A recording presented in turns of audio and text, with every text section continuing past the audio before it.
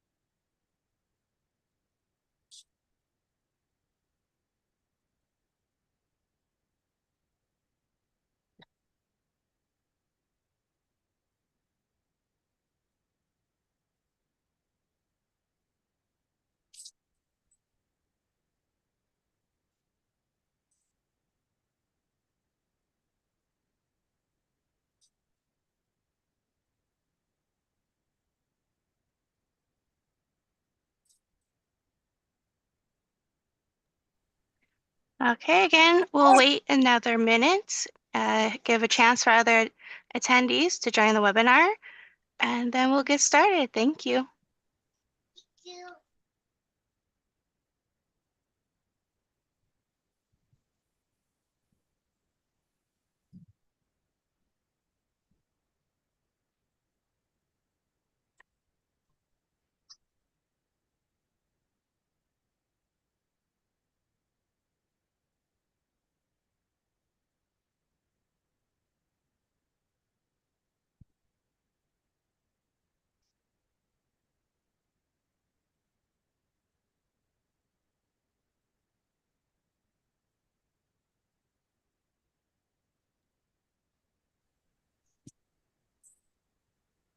Okay, so we'll go ahead and get started. Good evening and good morning, everyone. My name is Karen Ames with the U.S. Campaign for Burma. We welcome to our concluding event, Standing in Solidarity, Lifting Up the Displaced Communities in Rakhine State and Central Burma. This event is co-sponsored by Knowledge Hub Myanmar, No Business with Genocide, International Campaign for the Rohingya, Campaign for a New Myanmar, and USCB. Throughout Rakhine State, there are at least 373,700 displaced across 16 townships. Of this number, an estimated 366,000 are newly displaced. Because of the escalating armed conflict from November 2023 to September 2024, apologies. Because of the escalating armed conflict from November 2023 to September 2024. In central Burma, there is a significant number of people displaced throughout the region, with at least 1.2 million displaced in Sagaing region alone. Waves of armed conflict, natural disaster, targeted attacks attribute to the growing number of displaced. While these recorded numbers are expected to be low on the low end, local actors have the knowledge and access to these impacted communities. They can give a clearer picture as to how many are displaced and the needs of these vulnerable populations. We are honored to have the opportunity today to gain more context on the ground situation and root these numbers into reality as we are joined by our esteemed panelists who are working directly on the ground of Rakhine and Central Burma. One of our panelists will be speaking in Burmese. We have an interpreter available for English-only participants. To access the interpretation, you will see a globe at the bottom of the screen with the word interpretation right below. Click on the globe and select English. Once you have selected this, as the panelist begins speaking, you will hear her audio fade out and become translated into English. You'll also see another option below that says Mute Original Audio. Click this button to only hear the English translation without any of the original Burmese speech by our panelists faintly in the background. You can choose either depending on how you would like to hear the audio and experience the event. During the moderated discussion, please type your questions in the Q&A box. Please add the name of the speakers that you want to direct your question to. One of our colleagues will be collecting the questions in the Q&A. Thank you. Apologies. Our first panelist, I am Ung Ung. has held educational sessions since the 2021 coup, teaching military ethics and fundamental democratic principles to public protest movements and people defense forces. She has also supported humanitarian activities across central Burma, specifically in Sagaing and Mandalay regions. Cho Sun Lung, an ex-political prisoner and social peace and justice activist. He is the head of a Rakhine Weekly Report and humanitarian coordination team. He is currently based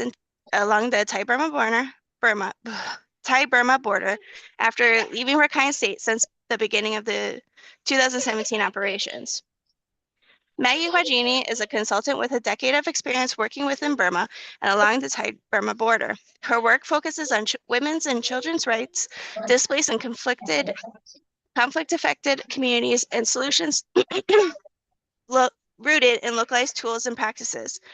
Through capacity building, hands-on technical support, and promoting sustainable structures, she works with local human rights organizations to raise awareness about their important work.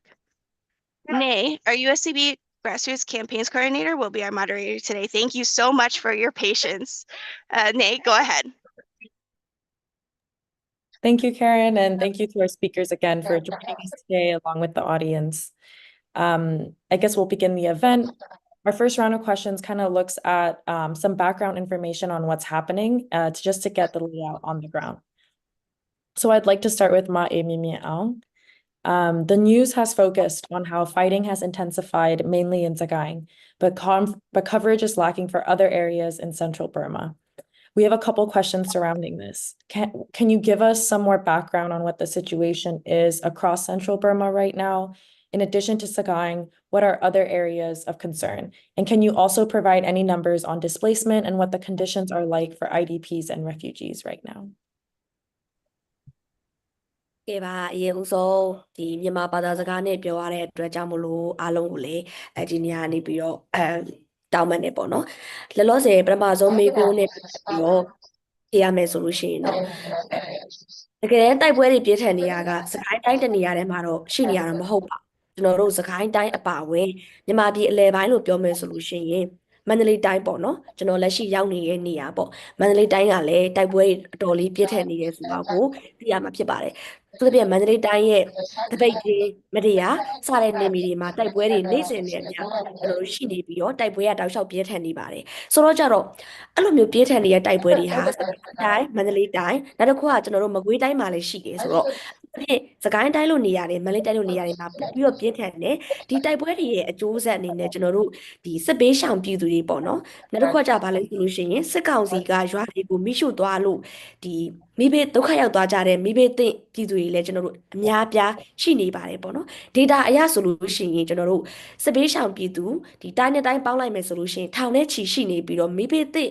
အင်ဂျီတွေဟာလည်းထောင်နဲ့ချီပြီးတော့ကျွန်တော်တို့ရှိနေပါတယ်ဆိုတော့ဒီခြေအနေတွေမှာစစ်ဘေးရှောင်တွေကိုအမျိုးအစားအရာကျွန်တော်တို့ဒီနှစ်မျိုးသတ်မှတ်လို့ရတယ်ပေါ့နော်ပထမအမျိုးအစားကတော့ကျွန်တော်တို့ယာယီပေါ့နော်ခိတခဏ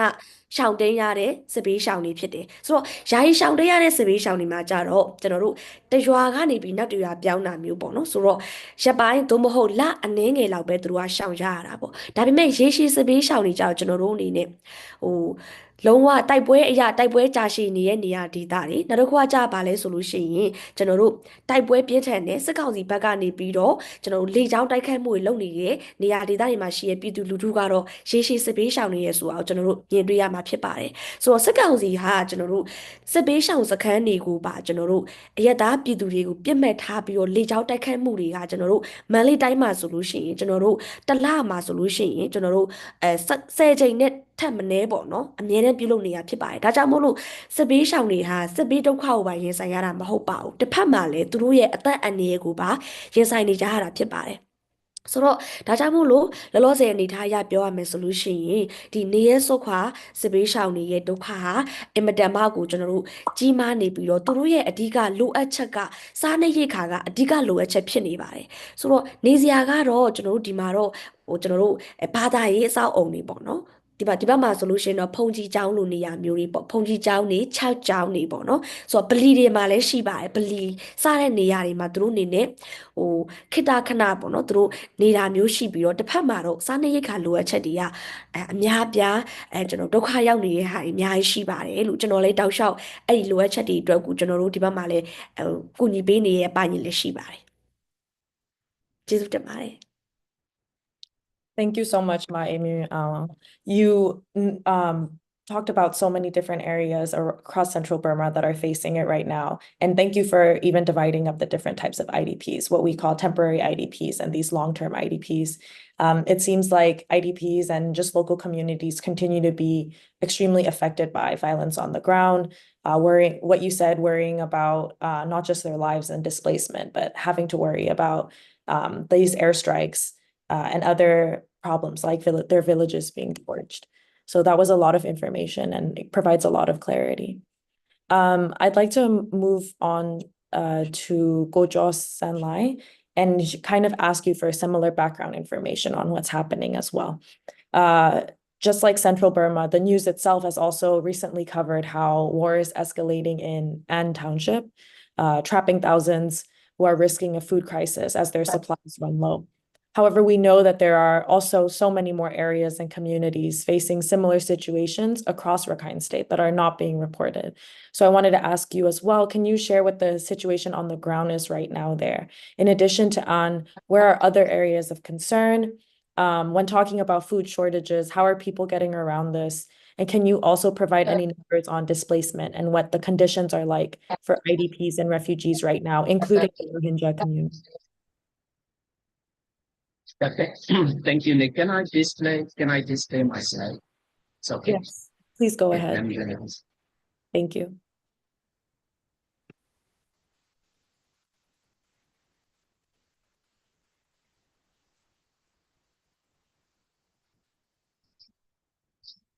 That's it. I can see it, Gojo-san. Okay, thank you. Thank you very much. Let me introduce you. My name is Joseph. Based with now I'm relocating and looking. Good morning to you. Yeah, so let me speak about let me speak about my slide. Yes. Yes, we can see your slide. Yeah, so yeah,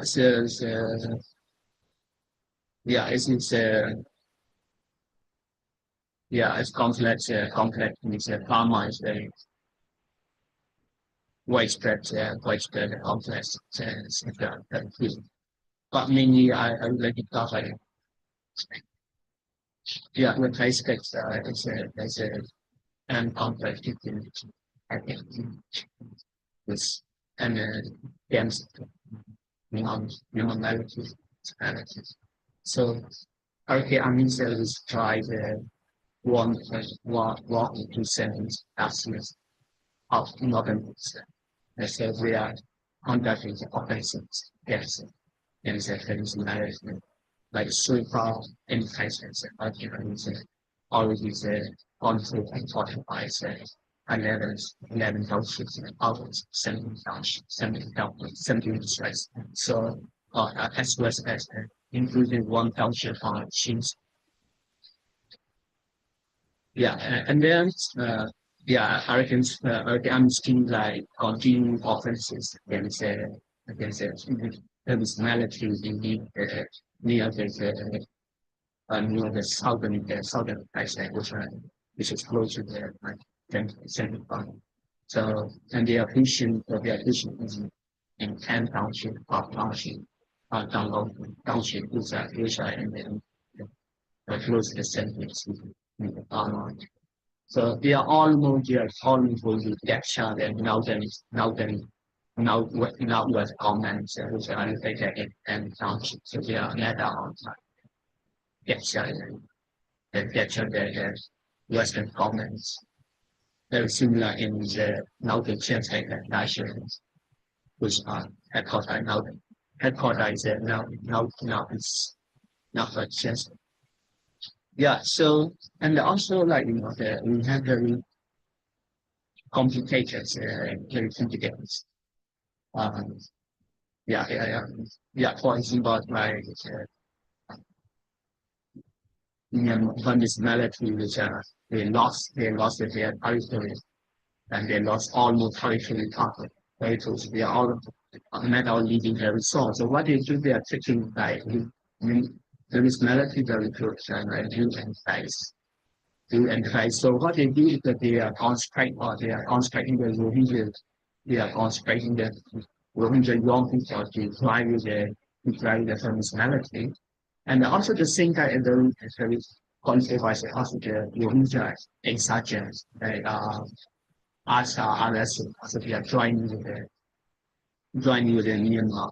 Burmese military to fight against the Rakhine army. So I was very big, big complicated. So I love so like the Thai people which have the idea we have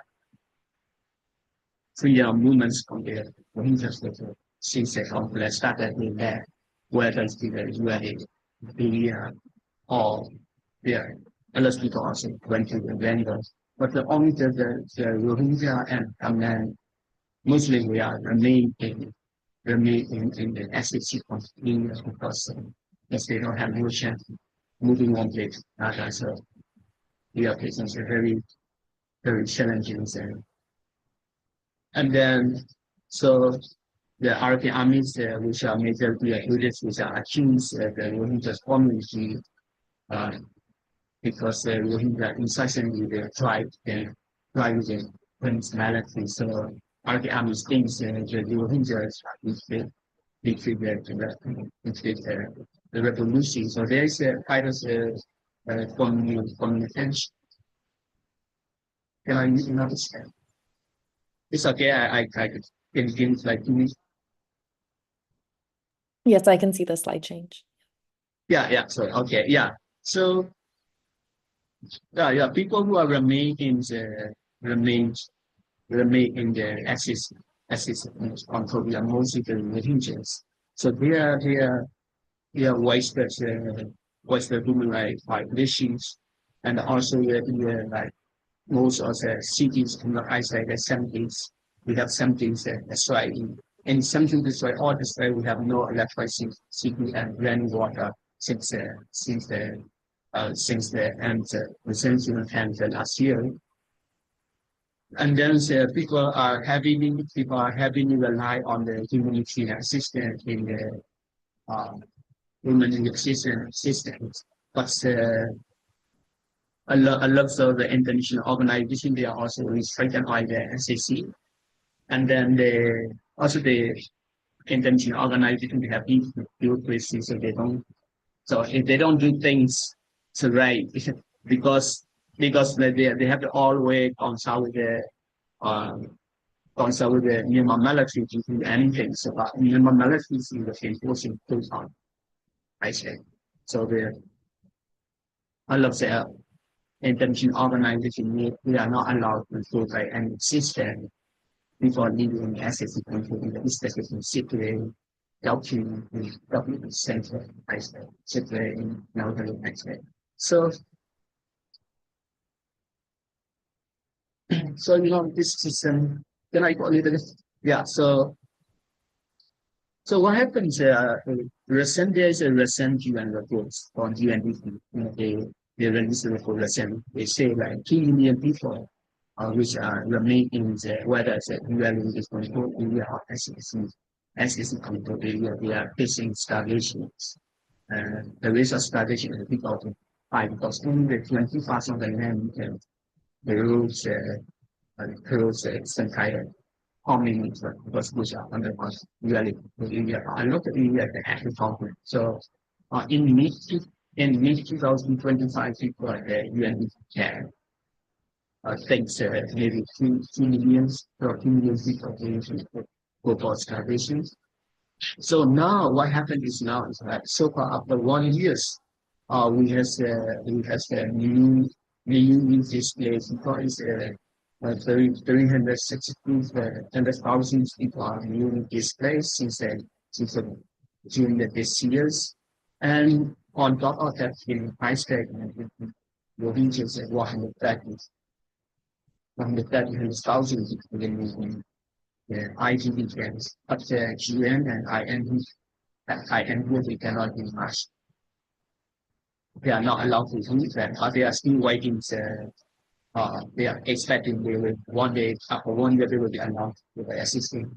people living in the camp. So for example, like in the Rohingyas IDP camp in the South which are opposite the Chitwe. So like the IDP camp will have IDP which haven't received any system for 8 months. So people have to try their own survival. And then it's like, so very like, let me say some data. So far, like after 1 year, we have 309 casualties, civilians casualties for 1 year time. And only the second part as last month, the October, we have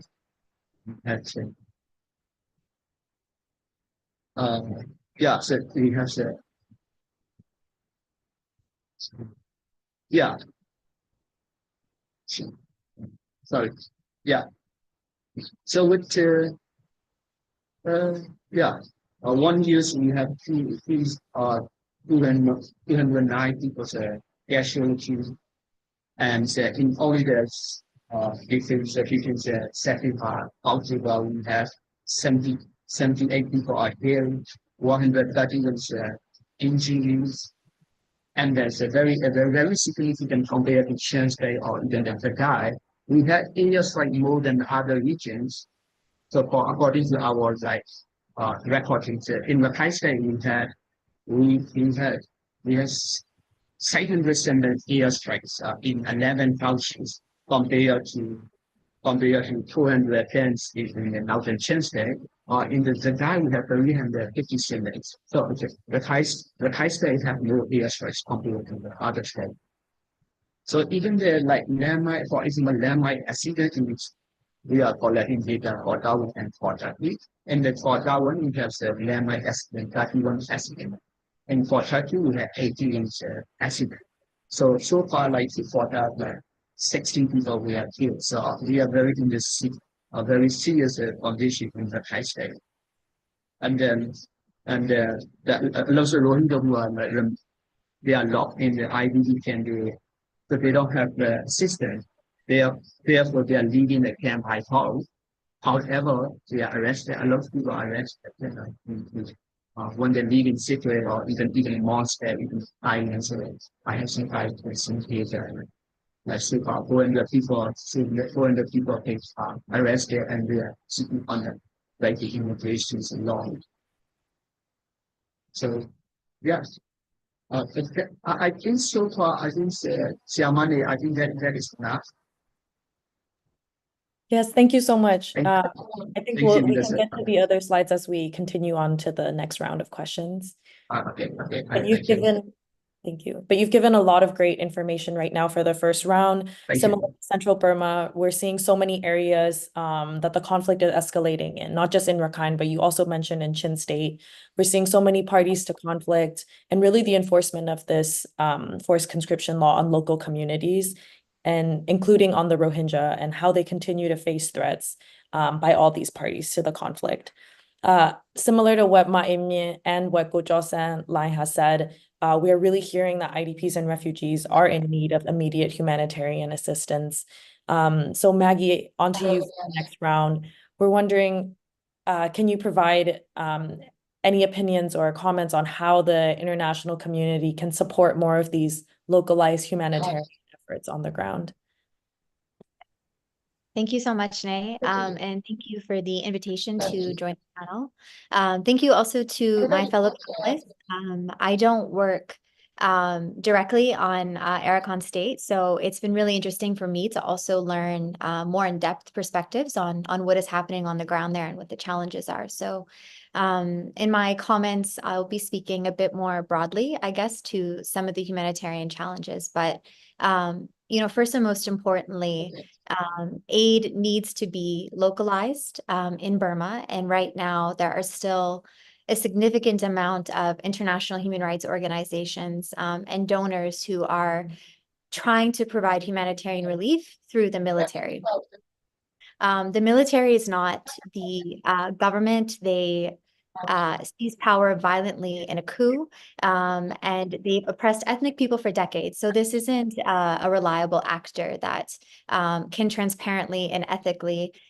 distribute any type of humanitarian aid. So the international community, it's been almost 4 years, and this message has been raised loud and clear by civil society that any type of aid that does go through the junta is either confiscated or it's not fully transparent. So one of the first things the international community can do at the very least is recognize the resilience of first responders on the ground, a lot of them women-led ethnic human rights organizations who have been doing this for decades. This isn't an issue of, oh, they don't know how, we have to train them, they don't have capacity. This is a myth that I hear quite often in conversations, and I just want to dispel that very quickly. They have agency and they're able to provide humanitarian relief in a way that is dignified. So it goes directly to their communities. There's no need for, the PR, the logos everywhere. It's done extremely grassroots, extremely localized, in a language that the community understands. The points of access are in safe spaces that the community knows that they won't be attacked if they go to. And most importantly, aid is being provided in a way where conflict-affected groups still have their dignity. No one wants to be a refugee. No one wants to be an IDP. So when people are coming for food and water, it's because they don't have livelihoods. The junta has completely eradicated any type of sustainable livelihood source through their airstrikes that have targeted farmers' lands, they've targeted clinics, schools. People don't feel safe. And the people who are responding and having their needs met are local organizations. Another recommendation I would make is that local data needs to be sourced much more. Right now, the UN is saying that there are 3.4 million people displaced, with 40% of those children. That alone is a very high number, but the reality is that number is likely much, much higher. In Karen State alone, there's over 1 million displaced. And the groups that are collecting that data are the groups that are on the ground providing humanitarian assistance. And they're releasing those numbers on a weekly basis very regularly because they are there, they are on the ground. And with that, they have that knowledge of what is needed and the safest way to ensure that aid gets there. So the international community needs to recognize that data and also credit it when they're releasing their reports, at least some kind of acknowledgement. Humanitarian aid can be provided cross-border, like I mentioned, it's been done for decades. And I think, the international community needs to recognize that there's an immense amount of courage and adversity for people who are working on the ground and delivering humanitarian aid in any capacity, because quite literally they could die. The junta has not hesitated to attack convoys carrying rice, carrying humanitarian assistance. And for that reason, local organizations have also adopted strategies for their own security and for their community security, so that it's not obvious when they're relaying aid. Cash transfers have been a new way of delivering humanitarian assistance so that it's less of a risk to the community. And the last thing I would just say is that I think, when we're talking about funding and donors, unfortunately, local groups,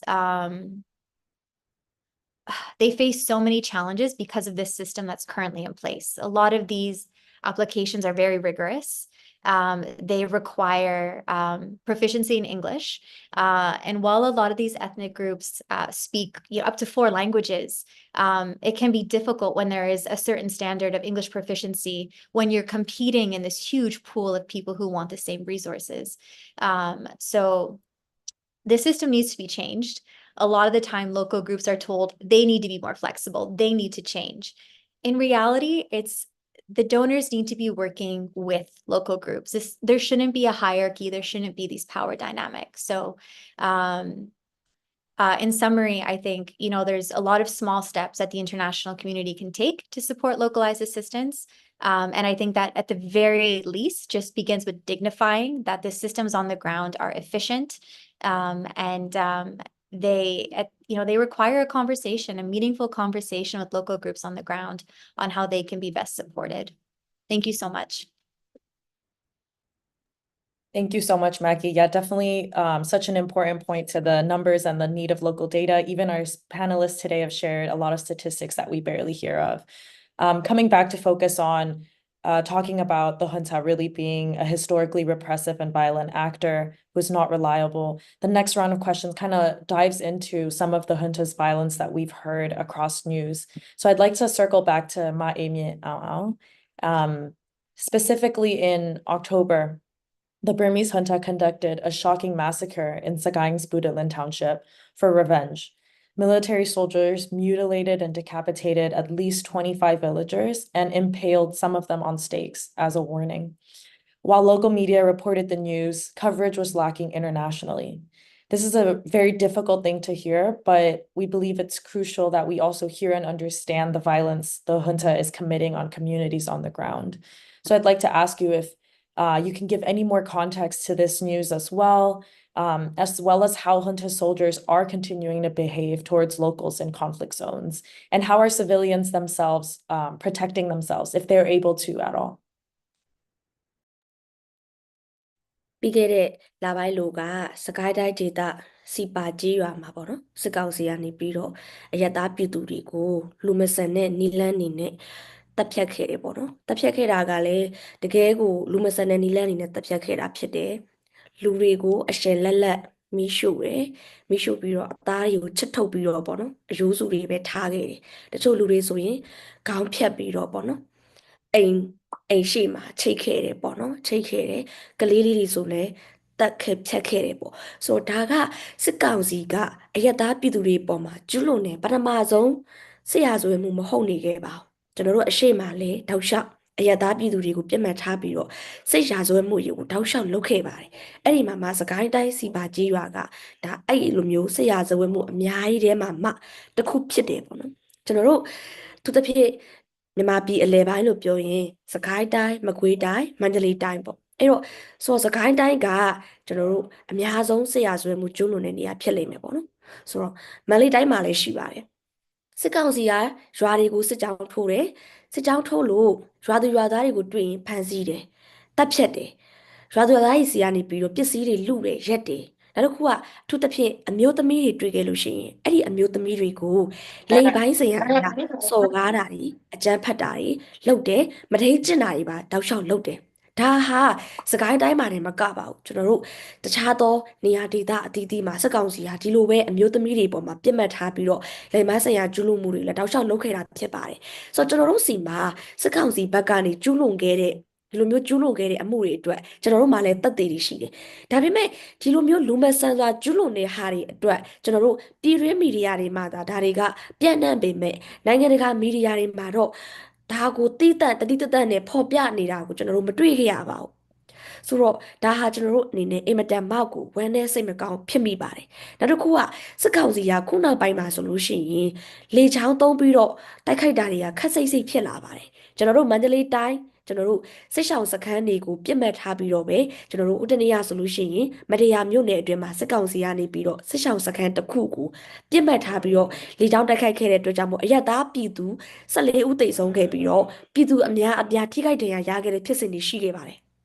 အလားတူပဲမန္တလေးတိုင်းရဲ့မြင်းကျင်ခရိုင်အတွင်းဆိုဒီအတွင်းမှာဆိုလေကြောင်းတိုက်ခိုက်မှုတွေကအကြိမ်ကြိမ်ပြုလုပ်ခဲ့ပါတယ်ဒီလိုမျိုးပြုလုပ်ခဲ့တာတွေအတွက်ပြည်သူတွေအနေနဲ့နေ့စဉ်နဲ့အမျှစိုးရိမ်ပူပန်မှုတွေရှိနေပြီးတော့အသက်အန္တရာယ်ချိတ်ချောက်ခံနေရတဲ့အနေအထားတွေကိုကျွန်တော်တို့ဟာနေ့စဉ်နဲ့အမျှရင်ဆိုင်နေကြရပါတယ်ဒါဟာကျွန်တော်တို့မြန်မာပြည်သူပြည်သားတွေနေ့စဉ်ရင်ဆိုင်နေကြရတဲ့အခြေအနေတွေပဲဖြစ်ပါတယ် နောက်တစ်ခုကဘာလဲဆိုလို့ရှိရင်ကျွန်တော်တို့ကအခုမှမဟုတ်ပါဘူးစစ်ကောင်စီကလွန်ခဲ့တဲ့နှစ်90ကျော်ကြာတဲ့ကျွန်တော်တို့ရဲ့နိုင်ငံရဲ့ပြည်တွင်းစစ်ကာလကတည်းကအယက်သားပြည်သူတွေအမျိုးသမီးနဲ့ကလေးငယ်တွေကိုပြစ်မှတ်ထားပြီးတိုက်ခိုက်ခဲ့တာဟာအကြိမ်ရင်မနှဲပါဘူးအခုဆိုလို့ရှိရင်လည်းဒါတောက်လျှောက်ကျူးလွန်နေစေပဲဖြစ်ပါတယ်ပို့ပြီးတော့ဆိုတာကအမျိုးသမီးမှတောင်မှကိုဝင်ဆောင်အမျိုးသမီးတွေတောင်မရှောင်ပါဘူးကိုဝင်ဆောင်အမျိုးသမီးတွေကိုမဒိန်ကျင့်တဲ့တပ်ဖြတ်တဲ့အတွက်ကြောင့်မို့လို့ကိုဝင်ပြတ်ကျခဲ့တဲ့ဖြစ်စဉ်တွေလေဒီမှာတောက်လျှောက်ကျွန်တော်တို့အမြဲတမ်းကြုံတွေ့နေရပါတယ်ကျွန်တော်တို့အမျိုးသမီးမဟာမိတ်အင်အားစုတွေနဲ့အဲ့လိုဖြစ်စဉ်တွေပေါ်မှာလိုက်လံပြီးတော့ကုညီဆောင်ရွက်နေတဲ့ကိစ္စရပ်တွေရှိပါတယ်သူတစ်ဖြင့်သူ့ရဲ့ရုပ်ပိုင်းဆိုင်ရာဖြည့်ဆည်းမှုတွေစိတ်ပိုင်းဆိုင်ရာဖြည့်ဆည်းမှုတွေကိုလည်းကျွန်တော်တို့တောက်လျှောက်ကျွန်တော်တို့လုပ်နေပါတယ်ခုနောက်ပိုင်းဆိုလို့ရှိရင်ကျွန်တော်တို့ဟာစစ်ကောင်စီရဲ့ဒီလိုမျိုးကျူးလွန်မှုတွေအတွက်ကိုနိုင်ငံတကာအဖွဲ့အစည်းတွေလည်းကျွန်တော်တို့အနေနဲ့ဒီနေရာကနေပြီးတော့ကျွန်တော်တို့တောင်းဆိုချင်ပါတယ်။ဘာလို့တောင်းဆိုချင်တာလဲဆိုတော့ကျွန်တော်ကိုယ်တိုင်လည်းအခုမြန်မာပြည်ရဲ့ဒီ crisis area တွေမှာကျွန်တော်ပြည်သူတွေနဲ့အတူကျွန်တော်ရှိနေတယ်။ဒါတွေကိုနေ့စဉ်နဲ့များကျွန်တော်မြင်နေရတယ်။ဒါတွေကိုကျွန်တော်တို့တနိုင်ငံနဲ့တောက်ခံလို့ကျွန်တော်တို့မရပါဘူး။နိုင်ငံတကာအဖွဲ့အစည်းတွေရဲ့ကျွန်တော်တို့ဝိုင်းဝန်းဆောင်ရွက်မှုတွေဝိုင်းဝန်းပံ့ပိုးမှုတွေကျွန်တော်တို့အများကြီးကျွန်တော်တို့လိုအပ်ချက်လိုအပ်လျက်ရှိပါတယ်ဆိုတာကိုကျွန်တော်ကဒီနေရာကနေပြီးတော့ပြောချင်ပါတယ်နောက်တစ်ခုကကြပါလဲဆိုလို့ရှိရင်ဒီလိုမျိုးစစ်ပွဲကာလတွေမှာဒီလိုအရက်သားပြည်သူတွေဒီလိုမျိုးခံနေရတဲ့ဟာတွေအတွက်ကိုလည်းကျွန်တော်နိုင်ငံတကာဖွဲ့စည်းအနေနဲ့ဘယ်လိုမျိုးပုံစံမျိုးအရေးယူပေးနိုင်မလဲပေါ့နော်ဒီကတော့ကျွန်တော်တို့ transitional justice ကိုဦးစားပေးပြီးတော့ပြောချင်တာပါဒါဟာလည်းဒီနေရာမှာအင်မတန်မှကိုအရေးကြီးပါတယ်ဆိုတော့ဒီလိုမှမဟုတ်ဘူးဆိုလို့ရှိရင်ဒီရက်သားပြည်သူတွေကစစ်ကောင်စီရဲ့လူမဆန်တဲ့ကျွန်တော်တို့ဖိနှိပ်မှုတွေကိုနေ့စဉ်နဲ့အမျှရင်ဆိုင်နေကြရပြီးတော့အကူအညီပဲဖြစ်နေမှာဖြစ်ပါတယ်လို့ဒီနေရာကနေပြီးတော့ပြောချင်ပါတယ် Thank you so much, Mom Amy. I think it's so important how you note that these inhumane actions have occurred repeatedly, and this is one incident that was covered by the news. Similarly, even in Rakhine, Arakan state, we are also hearing that civilians there are continuing to be targeted by the Burmese junta, caught in the line of fire between various parties to the conflict. Similar to how you've said that you've seen an increase of airstrikes in central Burma, I'd like to also turn this around to Gojo Sanlai and ask about a certain incident that also occurred in October, where the junta conducted an airstrike on a small religious gathering arranged by locals for the Katane festival after receiving misinformation that Arakan army troops were present there. So Gojo Sanlai, can you also give any more context to this news, as well as how junta soldiers are continuing to behave towards locals in conflict zones? And what violence are we seeing specifically on the Rohingya community as well? You've touched on a little of this in your last round, but maybe you can provide some more information, and how are civilians protecting themselves if they are able to at all as well? Thank you. Thank you. Yeah, because past I is not the so I'm sorry because my computers old computers sorry about the I think some people can hear very well. So yeah, Siama, thank you very much for providing me opportunity to explain. Just as what I said previous presentations in 2024 in Rakhine State we had 607 airstrike in 11 townships compared to the chance that they have 401. So people in Rakhine State, whether you are the Rohingyas or you are Rakhine or you are Shins, everyone's facing the light threatening attack. It's a light threatening as well as starvation, because SSC imposing the POCA strategy for almost 1 year. They are not allowed any strike or even the trade and humanitarian assistance go through from Myanmar to the Rakhine State, Burmese to the Rakhine State. So like almost 2 million people in Rakhine State are facing very challenging hardships. The Rohingyas are mostly facing the hardship because they can lead a camp. People even they lead the camp by the boat, and on the way they are still the Myanmar military navy are still arresting or prosecuting them, breaking immigration law. So yeah, so let's see. It's what I said last time. Even the landmine accidents in Rakhine State between September to October, we had we had Quarter 1, we had 31. Quarter 2, we had 81. So we have over 100 landmine accident in this on 2 quarters, and 16 people are killed. As I said before, also how's civilian facing indiscriminate airstrikes. 209 people are killed by the airstrike. So in Rakhine, so far our data is Burmese military, they don't they conduct airstrike discriminate, and also they have philosophy their Burmese military, and they don't think about the people living in the area. They are like human beings. They think they are supporter of the Rakhine army, or they are supporter of maybe the Rohingya insurgent group. That's why they conducting airstrike indiscriminately. That's why we see more like casualty and more like accidents. Even like for my person is my person is experience. Before I leave the Rakhine State, the civil society conducting meeting in the on the ULA control areas. As soon as the SSC know, and they came to conduct airstrikes, and fortunately there no people were killed or injured. But however, even the civil society, they know that they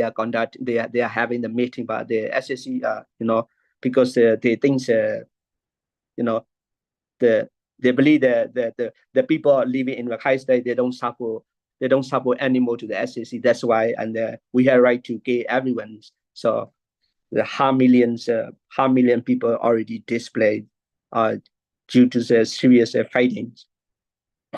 So as I said, in the central Rakhine in Pauktor, the Rohingyas camp in Pauktor, for 8 months they have no assistance from the international organizations. The international organization said they don't get the approval. That's why they cannot provide assistance. So I think for example, people are starvation. People are facing starvation. Even the people are leaving the Rakhine State. Even though you are leaving Rakhine State as a Rohingya, you will be entered by Navy, and then you will be prosecuted under immigration. So I think now we have very serious like issues in Rakhine State, as well as the rest of Burma, actually, not only the Rakhine State. So, but according to data, we have more like airstrike, and the 500,000 people displaced, and 2 million are facing the starvation in 2020 people. So it's like, let's say like 95% of people they are coping difficult. They are coping themselves because the POCA strategy, they are blockage for the whole Rakhine State. So 95% they are like, they have to manage themselves to get food and shelter and everything else. Thank you. Thank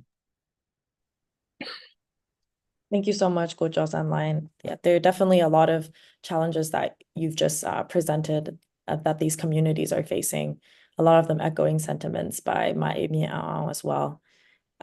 Just kind of staying along this line of a lot of these challenges that local communities are facing. I'd like to move on to Maggie and ask you as well, from your work in Burma, what are some of the challenges local groups are facing that you're seeing? And how are regional actors such as ASEAN and neighboring countries failing to take the human rights situation in Burma seriously? And what actions should they take instead?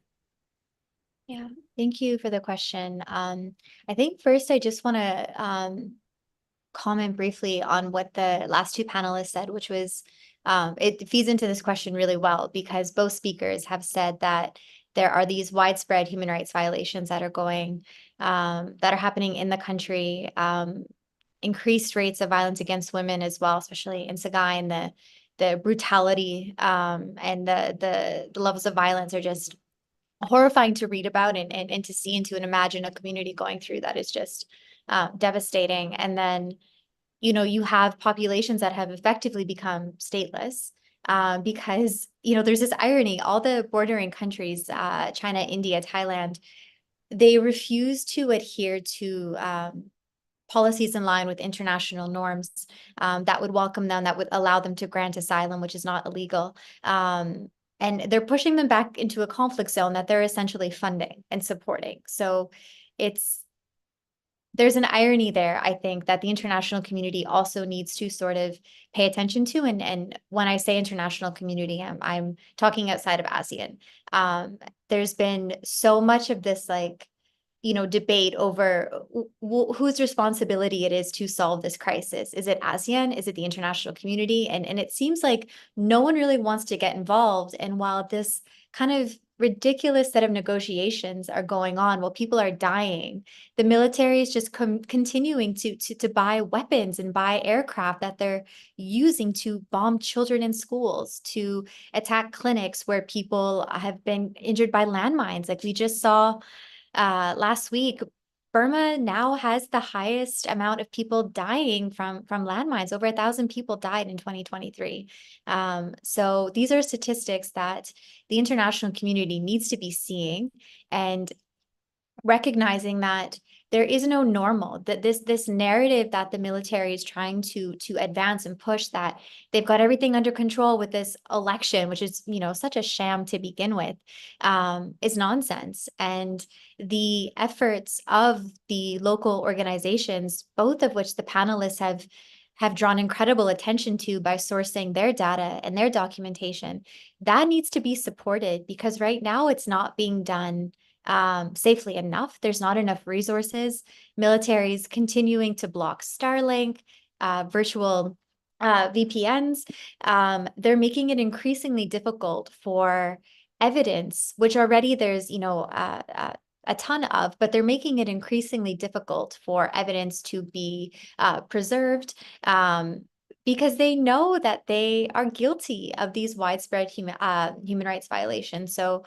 I think the international community, donors, that's something that needs funding, is safe documentation practices, so that the people who are documenting and recording from the field can do so with the proper technology and resources to ensure some form of justice for their communities. We know that the domestic rule of law in Burma, it just, it's not there. There's no reliable justice pathways or systems, which is another area that needs attention. Women-led organizations in particular are very active on this front in terms of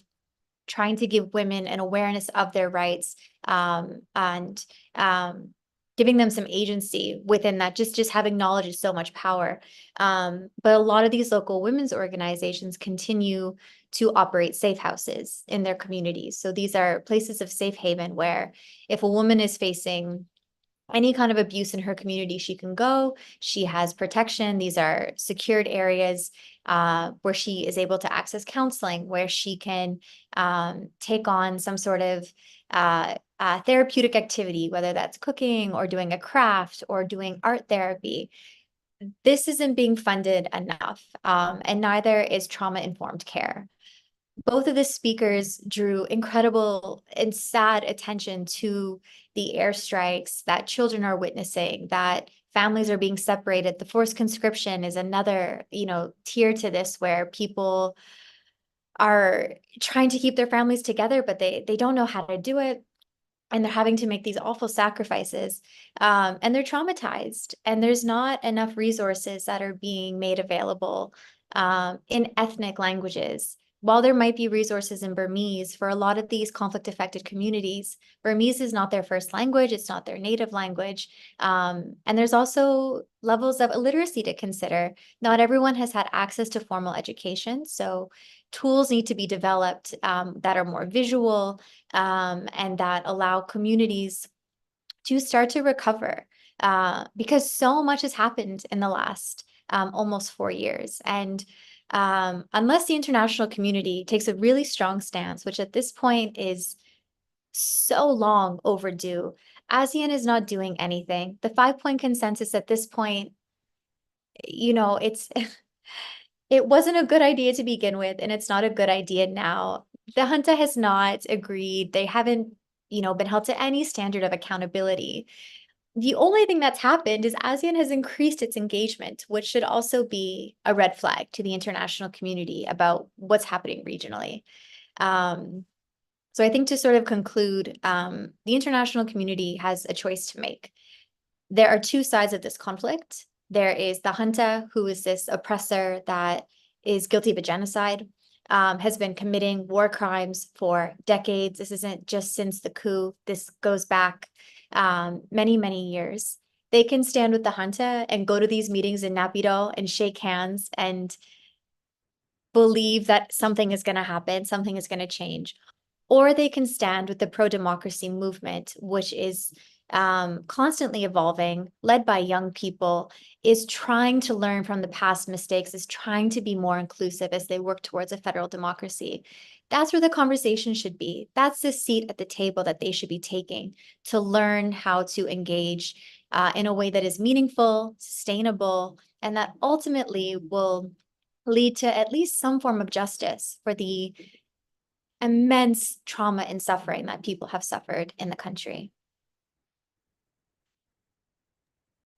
Thank you so much, Maggie. Yes, you really summed up what you said about kind of everybody really bringing important but very sad attention to a lot of this violence that the junta is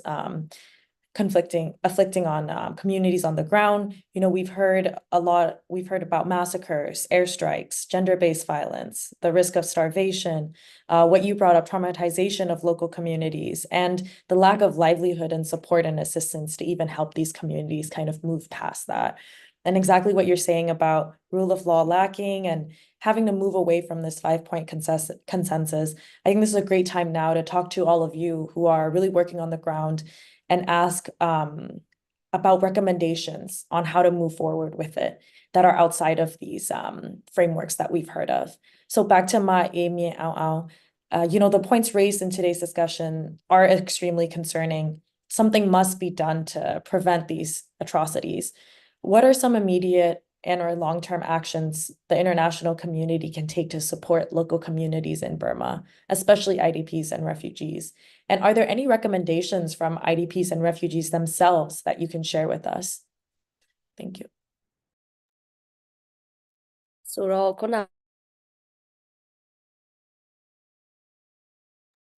Oh no. I think there's been an electricity shutdown. Another form of oppression that's been happening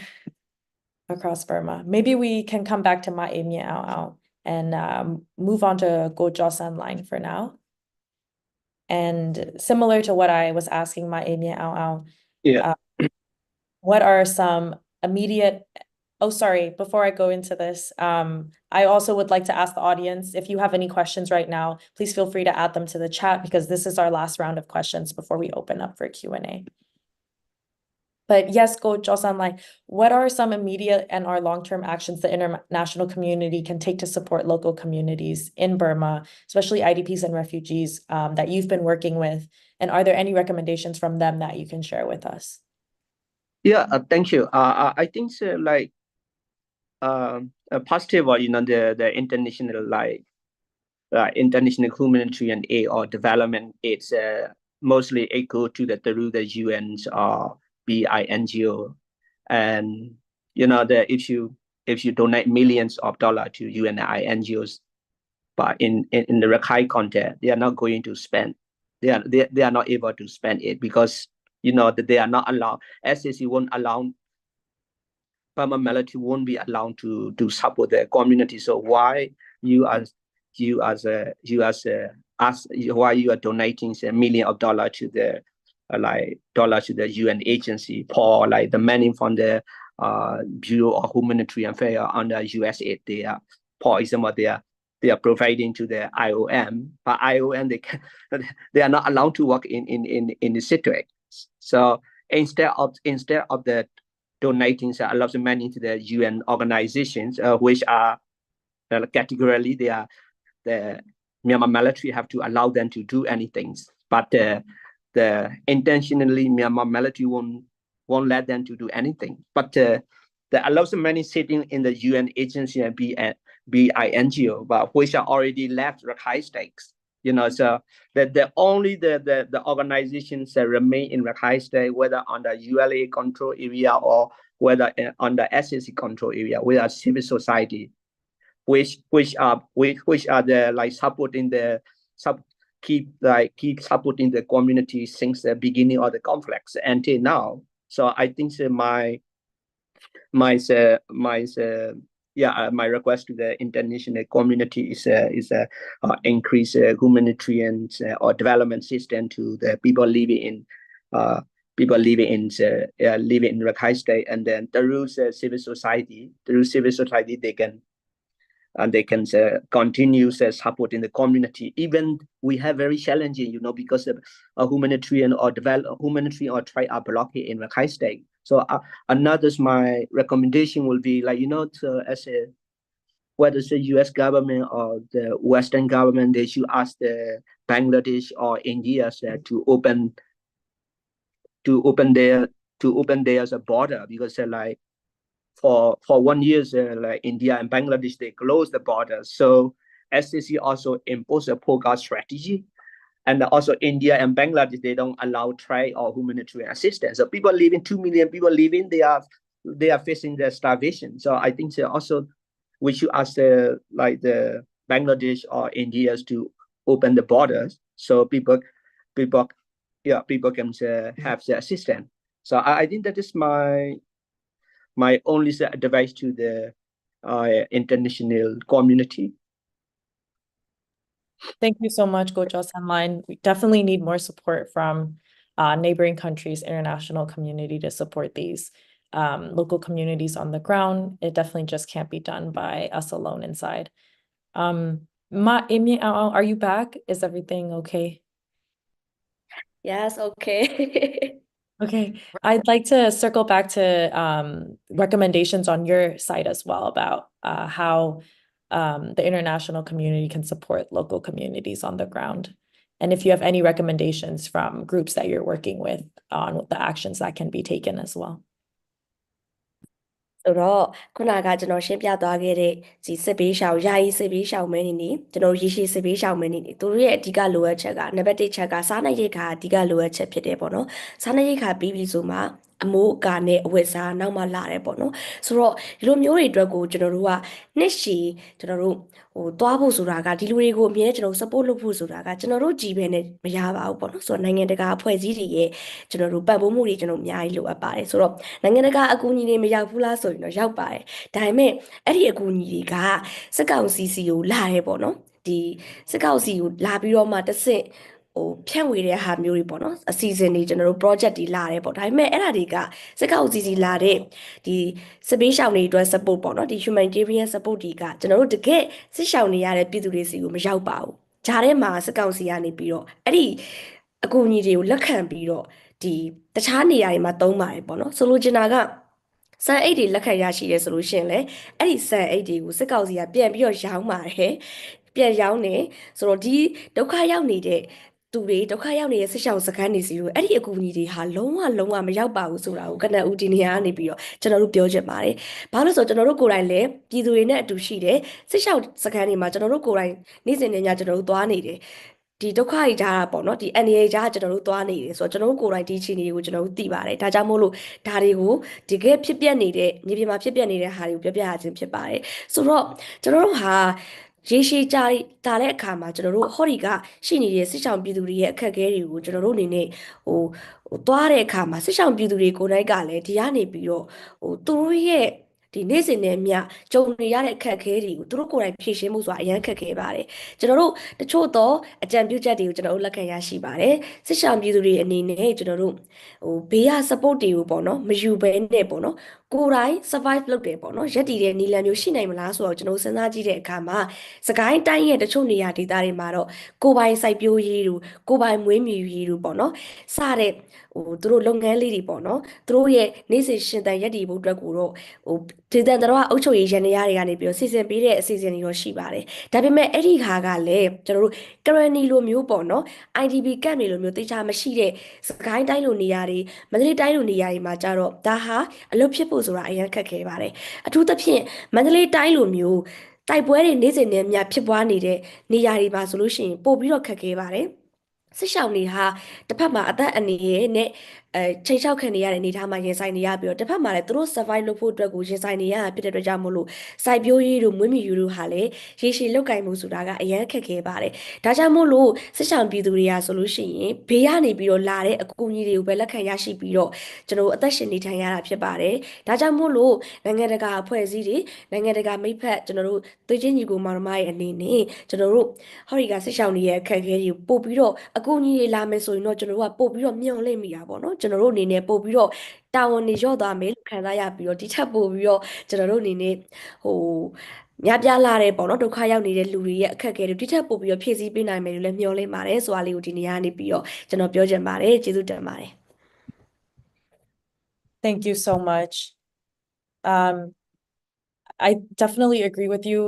IDPs and refugees right now are being put in such an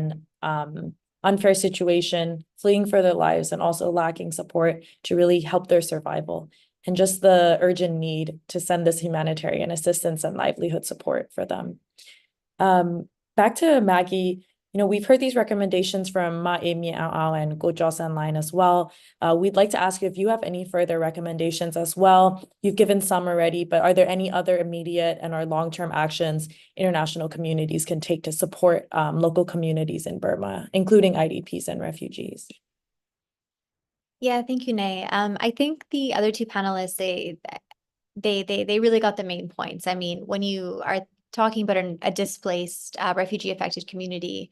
they'll say they need rice, they need food. There's so many people displaced and just not enough food, medicine. Mothers are having their babies in the jungle. There's a lot of challenges for infants, new families, so hygiene materials are needed for them. A lot of the social services that local women's groups and health organizations are providing, it's incredible that they're meeting that need, but it needs to be so much more substantial to be sustainable. I think the one recommendation I would add and sort of challenge the international community on is there's a lot of meetings that happen on the border. They happen all over the world on Burma, depending on who is being met. And communities and human rights defenders like those that are on the panel will share what the challenges are, will share what the needs are. And the diplomats and the people who attend these meetings, they nod along and they take all these notes, but then very often we don't hear back from them. So I would encourage the international community to keep their communication channels open, whether it's virtual calls or emails. But if a local organization or activist is taking time to share information that's critical to their community survival and efforts needed to ensure democracy and federalism in Burma, it would be great to see the international community follow up. I'm not saying that no one does that. I'm just saying that there's so many meetings and it would be really great for those that are coming and are in a capacity and a role where they have a lot of agency in the institution they're working for, whether it's to allocate funding or advocate to different parliaments. It would be great to keep those channels growing and have them being done with local groups who are on the ground and able to answer questions directly about situational challenges. And also say realistically what isn't possible, what's being advanced, what's taking some time. I think that would give a lot of hope and peace and again just be empowered by that knowledge to know what is progressing and what isn't. For local groups at the international level. So, yeah. But other than that, the other two panelists, excellent. Completely agree with what's been said. Thank you so much, Maggie. Yes, I think follow-up is definitely important when we're talking about assistance, really needing to see what the targeted impact has been made and needing to build on this. Thank you so much to our speakers. We'd like to open up the Q&A now. There's one question in the chat that is directed towards Go Josan Line specifically. It says, can Go Josan Line explain more about violence against Rohingya in Rakhine State, from both the military and the Arakan army, and how that is contributing to displacement? Yes, thank you. It's like very Dutch question. Yeah, so the Myanmar military, the Burmese militaries, they are losing the territory to the Arakan army in Rakhine State.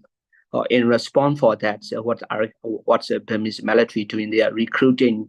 the young Rohingyas, and they are using the dance to fight against Arakan armies. So a lot of the Rohingyas, a lot of young Rohingyas, whether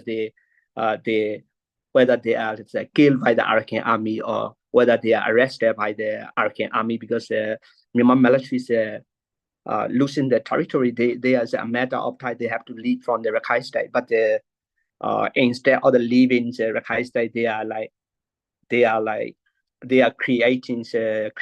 ethnic tensions. So also on the other hand, Rohingyas insurgent group like ASA, RSA, they are joining the Burmese military to fight against the Arakan army. So the Arakan army thinks that the Rohingya are betrayed to the Rakhine people. So what happens? The Arakan armies also, they have no good at the human rights record, and then they also they have lots of like discriminations against the Rohingyas. So even though in the social medias, or even though there's a press release, they say like we are trying to protest the Rohingyas, in the practice that is not true, because the Rohingya is suffering the double oppressions from by the Arakan army as well as the Burmese military. For example, in the April and May in northern Rakhine State, in the city or the Budida, which are located in the northern Rakhine State, positive in the April, the Myanmar Burmese military and sent the Rohingyas group like ASA, ISO, they working together, and they are they do the ascent attack, and they damage or they bend out most of the Rakhine's quota in the Budida city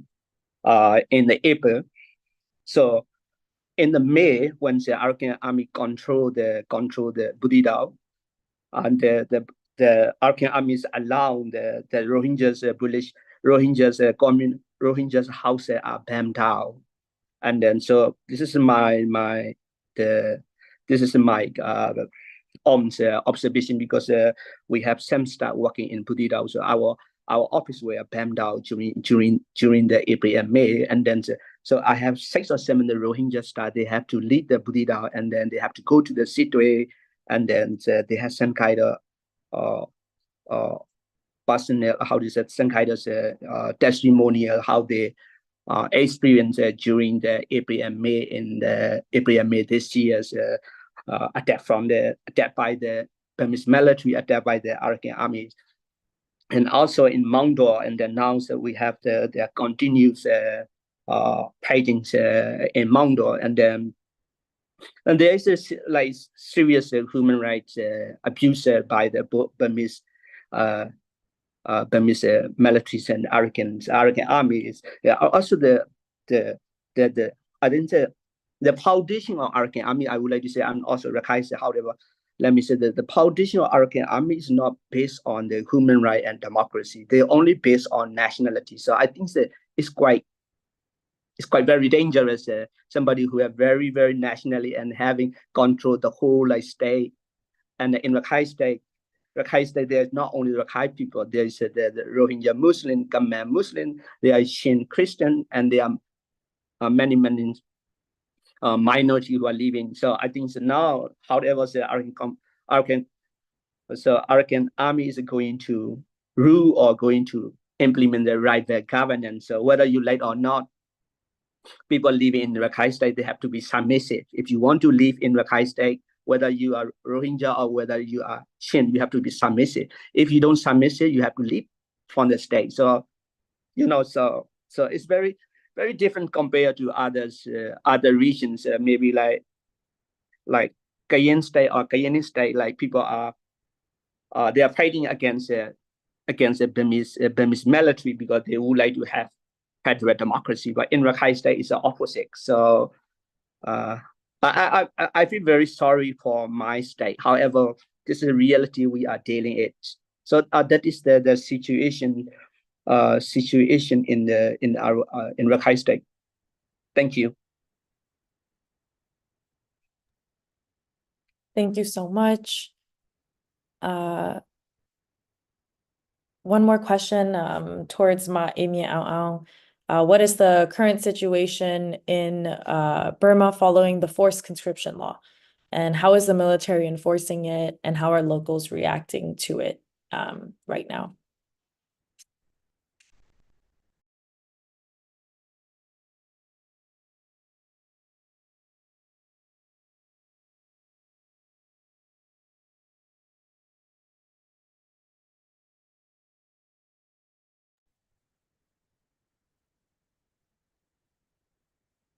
Sorry, Ma Amy Ao Ao. Are you available for comment?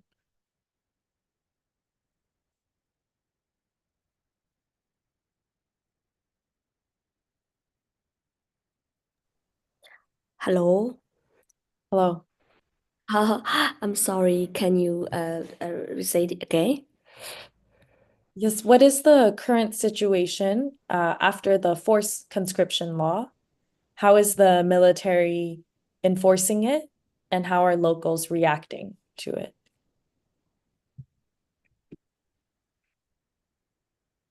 Sorry. That's okay. ဒီဘက်မှာမိခဏခဏပြက်တယ်ပေါ့နော်မိခဏခဏပြက်တော့ကြတော့အဲ့ဒီအတွက်ကိုတောင်းပန်ပါတယ်ဆိုတော့ကျွန်တော်ခုနကတဲမှာလည်းကျွန်တော်ပြောခဲ့တယ်ပေါ့နော်ဆိုတော့ဒီမြန်မာနိုင်ငံရဲ့လက်ရှိအခြေအနေကကြတော့ခုနကကိုကျော်ဆက်လိုင်းလည်းရှိမှပြောခဲ့တယ်ကိုကျော်ဆက်လိုင်းတို့ဒေတာမှာကြတော့သူတို့ဘက်ကဒေတာကိုအဓိကပြောတာပေါ့နော်ဆိုတော့ကျွန်တော်တို့ကကြတော့မြန်မာနိုင်ငံအလဲပိုင်းဒေတာအခြေအနေပေါ့ဆိုတော့မြန်မာနိုင်ငံအလဲပိုင်းအခြေအနေနဲ့ခုနကအကိုတို့ဘက်ကအခြေအနေနဲ့ကဘာမှမကွာဘူးပေါ့နော်အားလုံးကအတူတူပဲဒီစစ်ကောင်စီကဒီအရသာပြည်သူတွေကိုပြစ်မှတ်ထားပြီးတော့ကျွလွန်တဲ့ကိစ္စတွေကလည်းအတူတူပဲပြီးလို့ရှိရင်ဒါကအခုကာလမှာတွေမဟုတ်ဘူးပေါ့နော်ဟောဒီကကျွန်တော်တို့2021အာဏာသိမ်းကာလမတိုင်ခင်ကျွန်တော်တို့အရင်ခေတ်ကာလတွေကတည်းကပြောချင်တာကမြန်မာနိုင်ငံဟာကျွန်တော်တို့ကရှေ့ဒီကဘာမှာပေါ့နော်ရှေ့ကြဆုံးသောနှစ်90ကျော်ပြည်တွင်းစစ်ကိုကျွန်တော်တို့ကရင်ဆိုင်ခဲ့ကြရတာပေါ့နော်ဆိုတော့ရင်ဆိုင်ခဲ့ကြရတဲ့ဖြစ်တဲ့အတွက်ကြောင့်မို့လို့အဲ့ကာလကြီးကတည်းကနေပြီးတော့ခုချိန်ထိဒီပေါ့နော်စစ်အာဏာရှင်ပေါ့နော်စစ်အာဏာရှင်ကဒီရသားပြည်သူတွေပေါ်လုပ်ခဲ့တဲ့အမှုတွေကအကုန်လုံးကအလားတန်အကုန်လုံးအတူတူပဲပေါ့နော်အဲ့ဒီမှာကျွန်တော်highlight ပြောထားခဲ့သလိုပဲအဲ့မှာအမျိုးသမီးတွေကိုပို့ပြီးတော့သူတို့ကဖိနှိပ်တယ်ပေါ့နော်အဲ့မှာဖိုဝါဒဆိုခန်းကဏ္ဍလည်းပါတယ်ဒါကတော့ကျွန်တော်တို့ဒီဓာတ်ရိုက်သက်ဆိုင်ခြင်းမရှိတဲ့အတွက်ကြောင့်မို့လို့ကျွန်တော်ဒီမှာထည့်ပြီးတော့ကျွန်တော်မပြောတော့ဘူးပေါ့နော်ဆိုတော့ဒါတွေအကုန်လုံးအလားတန်အတူတူပဲဆိုတော့မြန်မာပြည်သူပြည်သားတွေကကျွန်တော်တို့မှာစိန်ခေါ်မှုတွေအများများတယ်ပေါ့နော်ကျွန်တော်တို့မှာ challenge တွေအများများတယ်ဆိုတော့စစ်ကောင်စီရဲ့ဒီတချို့သောဖိအားပေးမှုတွေကျွန်တော်တို့ကြုံရတယ်ဥပမာဆိုလို့ရှိရင်အခုဆိုလို့ရှိရင်ကျွန်တော်တို့မတရားသဖြင့်ပေါ့နော်ဒီစစ်မှုထမ်းဥပဒေကိုပြဋ္ဌာန်းတော့ကြောင့်မို့လူငယ်တွေပြပထွက်ပြီးတော့အလုံးလုံးတော့မဲ့လူငယ်တွေဆိုလဲအလုံးလုံးခွင့်မရှိတော့ဘူးဒီလေစိတ်မာတွေဖမ်းပြီးတော့ဒီပိတ်ပင်တာမျိုးတွေရှိတယ်ပြီးလို့ရှိရင်ကိုအိမ်ထဲမှာနေရတောင်မှအိမ်ထဲကိုဝင်ပြီးတော့လာဖမ်းတယ်ပတ်စံနဲ့ရွေးခိုင်းနေပေါ့နော်ပတ်စံနဲ့ရွေးခိုင်းနေစတာတွေကတောက်လျှောက်ဖိအားပေးနေတဲ့ကိစ္စတွေကကျွန်တော်တို့မှာအများကြီးရှိတယ်ပြီးတော့ဒါကကျွန်တော်တို့ဒီစစ်မှုထမ်းဥပဒေတစ်ခုတည်းကိုပဲကျွန်တော်ပြောတာပေါ့နော်ဆိုတော့ကျန်တာတွေအများကြီးပါသေးတယ်ပေါ်တာဆွဲတဲ့ကိစ္စတွေပါသေးတယ်ကျွန်တော်တို့လူငယ်တွေည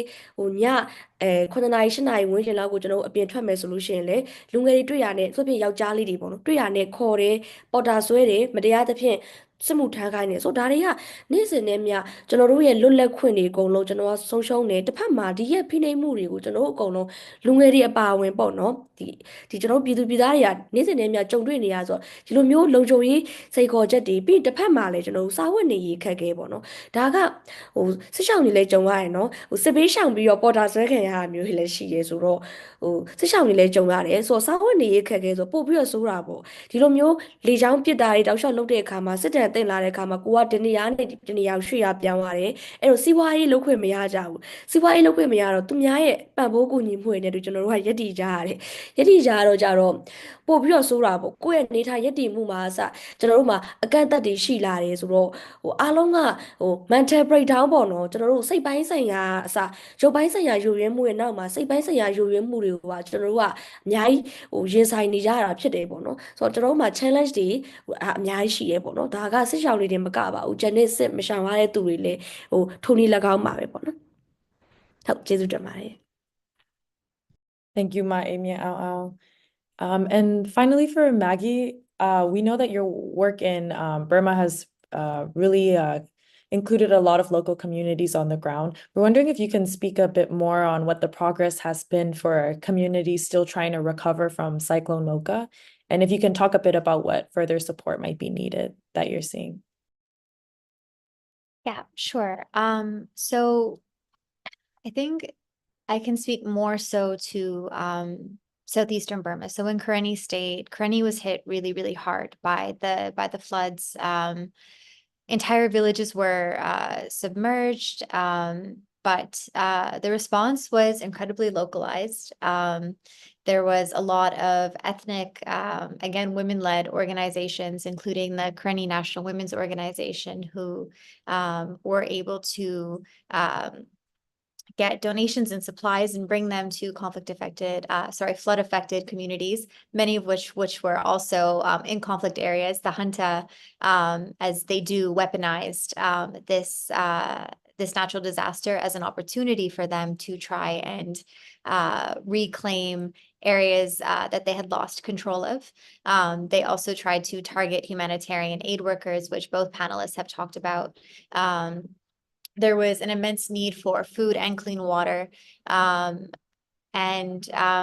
I would say up until about a couple of weeks ago, there was still aftermath of the flooding, and communities were definitely still struggling to sort of come back, especially for farmers, which has been difficult enough. In Karenni, it's the smallest state, and a majority of the population there is displaced and hasn't been able to tend to their livelihoods. A lot of farmers living in IDP camps will try and come back to their lands and see if there's any possibility for them to try and grow food. Landmine risk there as well, but especially with the flooding, it made it even more challenging to access basic food.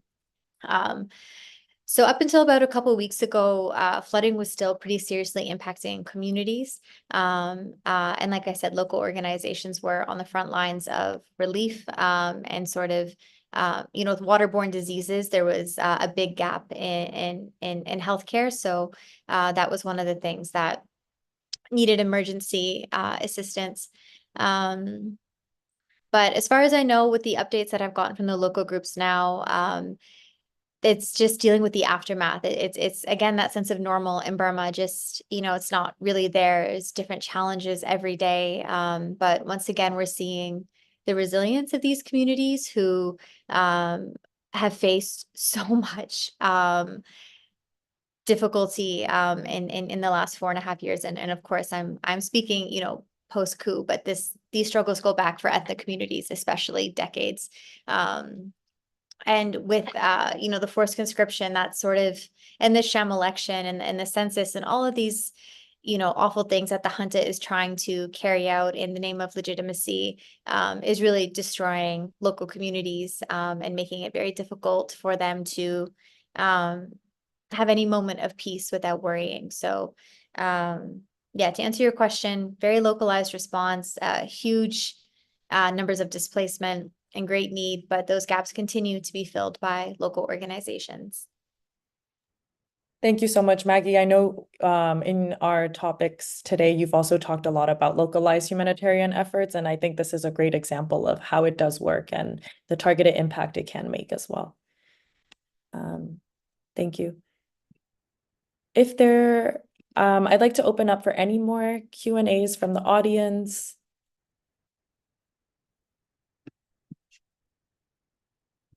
I'm not seeing any more in the Q&A box, so we will be wrapping up the event then, and I'd like to hand this back over to Karen to close us out. Thank you so much, Nay. Let's see. So thank you so much, everyone, for an insightful discussion. It was really great to hear from each of you about what is happening in Rakhine State, Central Burma, and Burma at large. We deeply appreciate you taking time out of your busy schedules to join this meaningful event, to share your expertise and the information from the ground. Thank you, Tanae, for moderating the event. It was greatly appreciated. We also like to give a thank you to our audience members as well, and for sharing your meaningful questions and thoughts. It was great to hear and get additional information that was not in their original presentation.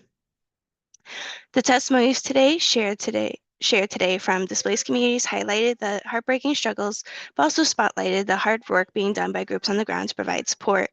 The humanitarian crisis must be addressed to ensure that aid and support reach the impacted communities. The utilization of local actors, which we heard repeatedly throughout this event, ensures that this delivery is made to these impacted communities, especially when it's known that the Burmese junta continues to obstruct and destroy aid and assistance to these vulnerable populations. Today, you've heard several recommendations, and we encourage you all to reach out to any of the groups here today to engage in these efforts. You can visit each of our websites and online platforms to learn more about our work. USCB also provides advocacy training that can help individuals along their advocacy journey. And please reach out for any additional information. Stay on the lookout for our next event, which will be on December 10, Human Rights Day, in which we'll be closing out the UN Women's 16 Days of Activism. Again, thank you so much. I hope you all have a good day or a good night wherever you may be. Thank you.